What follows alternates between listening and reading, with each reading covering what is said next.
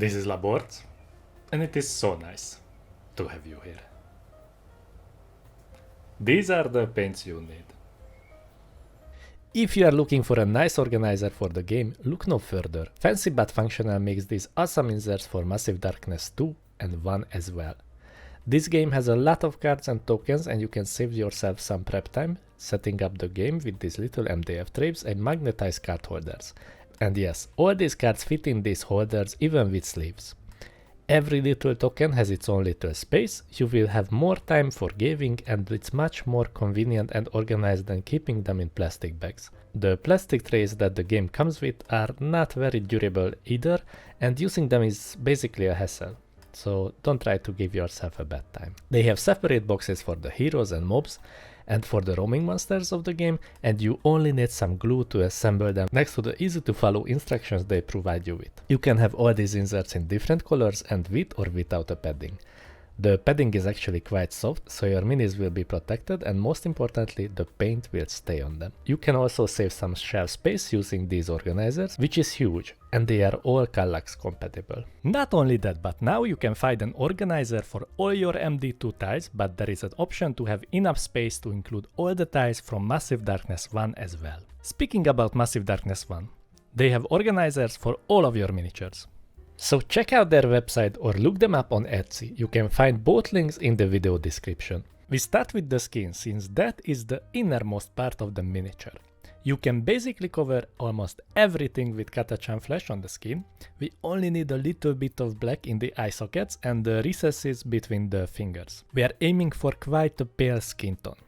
I use this color to cover the little horn cap on his waist as well.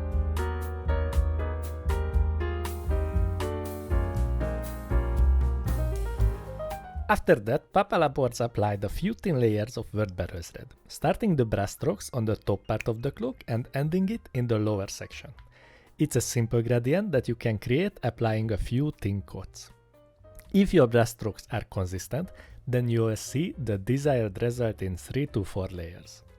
Then we paint the most shadowy part on the sleeves, orange part. Let's get back to the skin, mixing some karak stone to the catachan flesh. I only leave a little bit of dark areas under the forearms.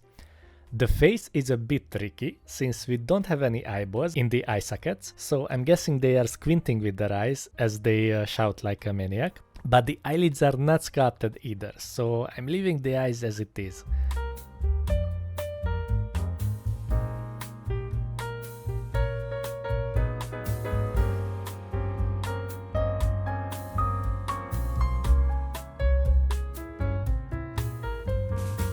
It could look cool just to leave a dark eye socket to create a more disturbing look, like the Cultists offer their souls to the demon dragon now, and they don't have eyes now or something. I'm guessing the Master Sculpt had the same problem, because on the painted version they don't have eyeballs either.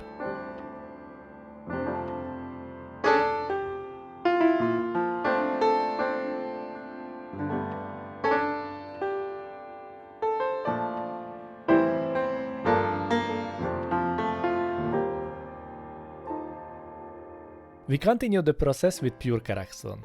We highlight the majority of the arms, leaving just a little bit of recessed shadow between the muscles. See, if we would let those recesses black, or we just glazed over some catachan flesh over the black parts, those shadows would be too dark and unnatural, since the arms face towards the light. Let's paint the teeth with the mix of karak stone and grimy gray. Try to paint them separately, so they will look more defined and nice. I also add this color as our final highlight on the arms and hands, but really tiny areas, and try not to over highlight the miniature or I will slap on your tiny hand. For the robes, I would advise to give it a coat of matte varnish before starting painting them. Since black primers usually have a satin finish, it's a bit harder to paint the highlights with those shiny surfaces showing through.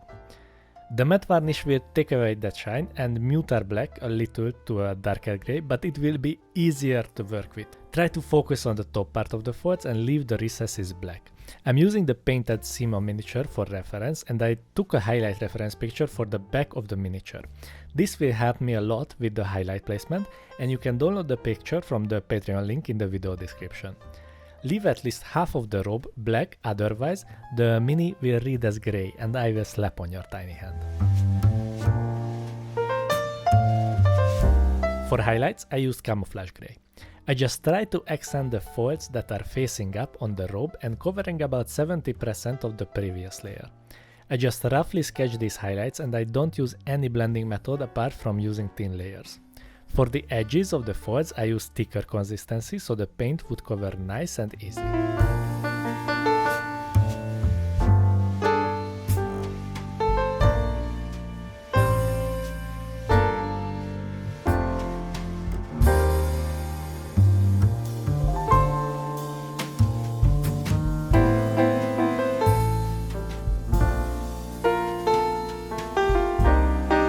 After that, I cover the rest of the orange parts with Evil Sunz Scarlet. The inner part of the cape is actually red, so we'll cover a small portion on the lower part in a triangle shape that follow the fold to highlight it. I'm using thin layers and just roughly blend it since we need to paint the guy 5 more times plus the leader. The collar around the hood is kind of a freehand because it's not really sculpted like on the sleeves, but it's really easy and manageable to paint the binding around it.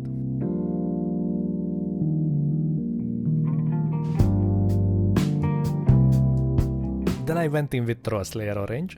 This is quite translucent paint, so unfortunately you need a couple of coats to make it opaque, so try to add some grimy grey. So you basically create a color like sunny skin tone and underpaint these highlights and then go back with trollslayer orange or any orange of your choice to make it more saturated.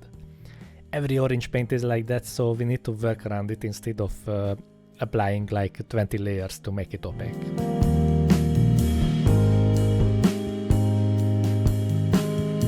With a mix of grimy grey and Evil Sunz Scarlet, I highlight the rope around his waist, creating little dots on the grooves. I use a thin consistency for that, but it's not runny, so I can control it nicely. After that, I cover the pages of the little book and the pouches with catachan flash. Then I highlighted the edges of the pages with our previous karak stone catachan flash mixture.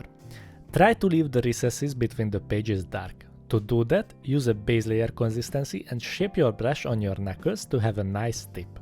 Continue the process with pure karak stone, focusing on the top 2 pages of the book with a base layer consistency.